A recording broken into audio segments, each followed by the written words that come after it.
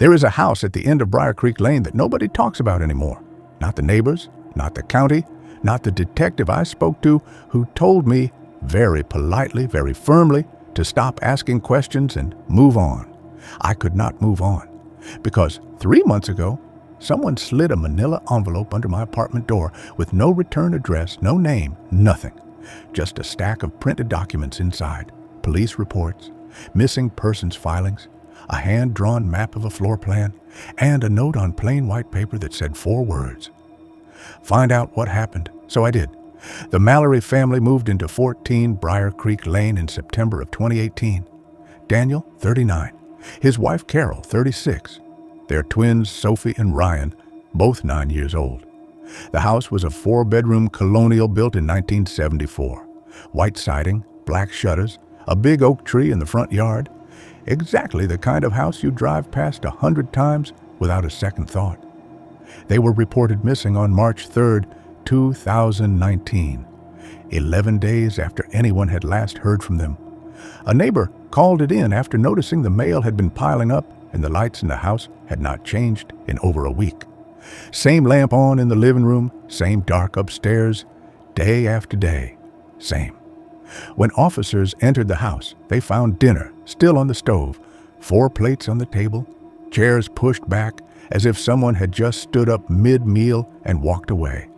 The front door was locked from the inside. The back door was locked from the inside. Every window in the house was locked from the inside.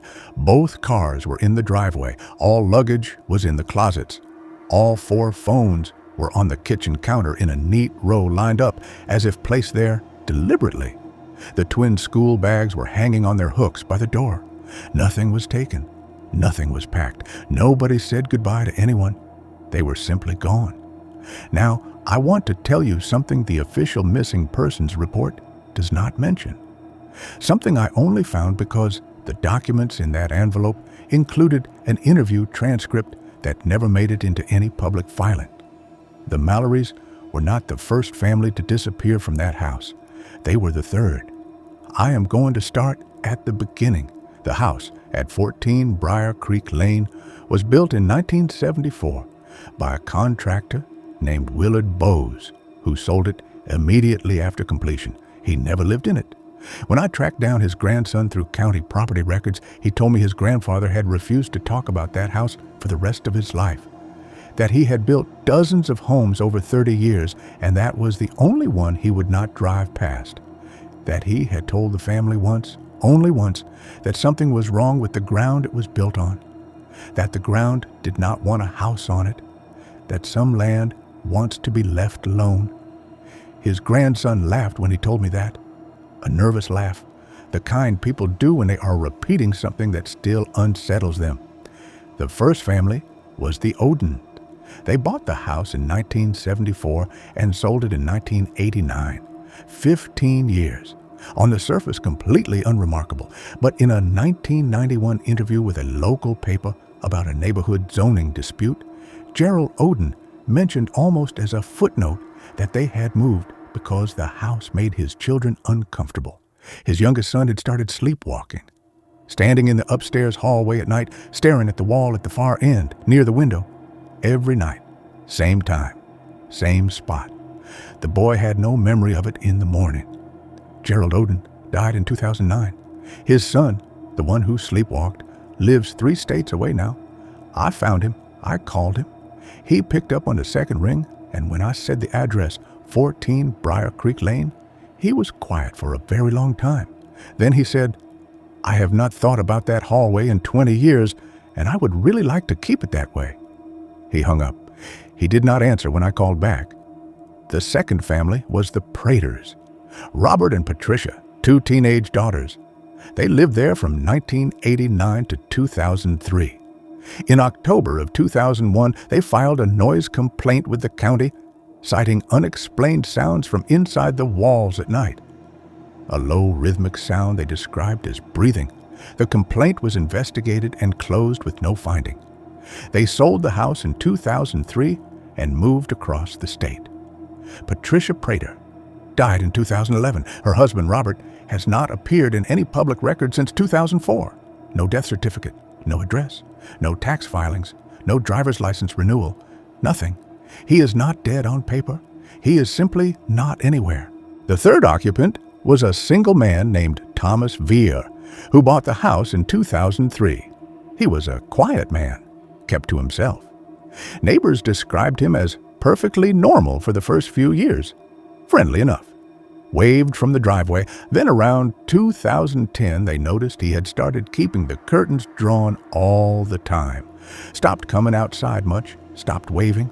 The lights would be on at strange hours, late into the night, early in the morning, like he was afraid of the dark, or afraid of something that came with the dark.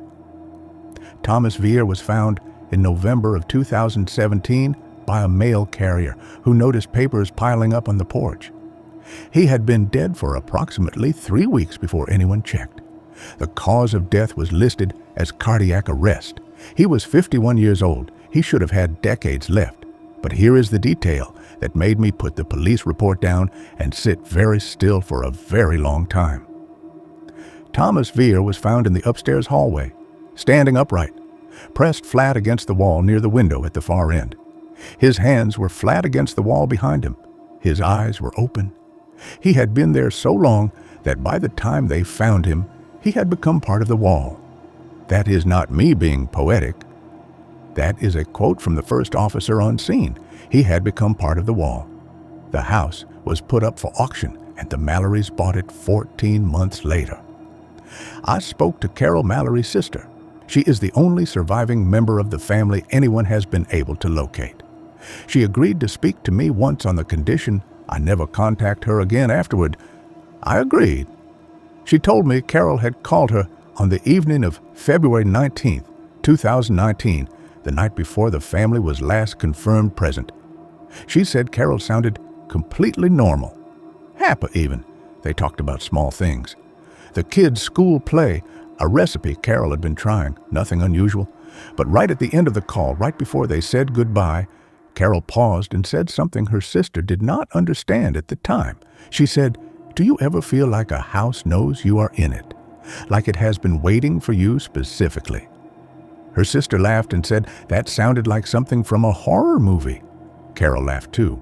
They said goodbye. That was the last conversation anyone had with Carol Mallory. The last conversation anyone had with any of them.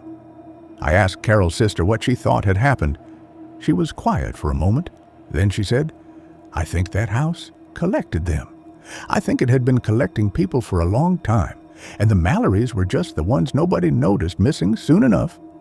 She paused again and said, "I think whatever is in that house has been there since before the house was even built. I think Willard Bowes knew it. I think he built that house anyway, and I think it has been filling up ever since."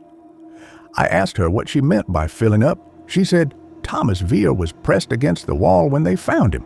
She said, the Odin boy used to stand in the hallway at night. She said, my sister asked me if a house could know you. She said, I think the hallway is full now. I think there is no more room in the walls.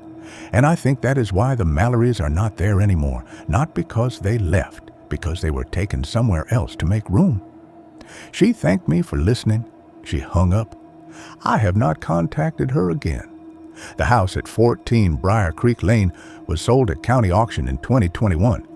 I looked up the new owners, a young couple. They moved in last spring. They have a baby. I drove past the house twice. Both times the curtains were open. Both times the lights looked normal. Both times there was a stroller on the front porch and a welcome mat at the door and a completely ordinary suburban house sitting there in the afternoon light, looking like it had never done anything wrong in its entire life. I did not stop. I did not knock. I did not warn them. I have thought about that every day since. I do not know what the right thing to do was. I still do not know. If I had knocked on that door, what would I have said?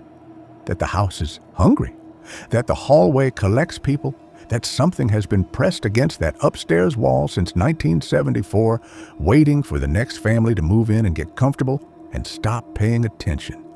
I think about the Mallory twins, Sophie, who drew the same figure over and over and never showed anyone. Ryan, who stood in the hallway every night without knowing why.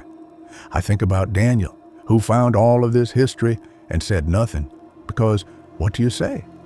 I think about Carol asking her sister if a house can know you and laughing about it, because what else do you do? I think about Thomas Veer standing in that hallway for 3 weeks after his heart stopped, waiting, or waited for. I am not sure there is a difference anymore. There is a rule among people who research cases like this, an unspoken one. You document what you find, you share what you know, and then you let it go. You do not keep pulling at the thread. You do not drive past the house twice. You do not lie awake at 3 in the morning listening to the sounds your walls make and wondering if they have always made those sounds or if you only started noticing recently. You do not wonder if the house knows your name yet. I am trying very hard to follow that rule. I am not doing a very good job. If you live on a street where one house always seems a little too quiet, where the neighbors change a little too often, where something feels slightly wrong in a way you have never been able to explain, trust that feeling. Trust it completely, because some houses are not just structures. Some houses are waiting rooms, and some of them have been waiting for a very, very long time. Stay in the light. Lock your hallway door. And if you ever feel like your house knows you are inside it, do not answer back. Do not let it know you noticed.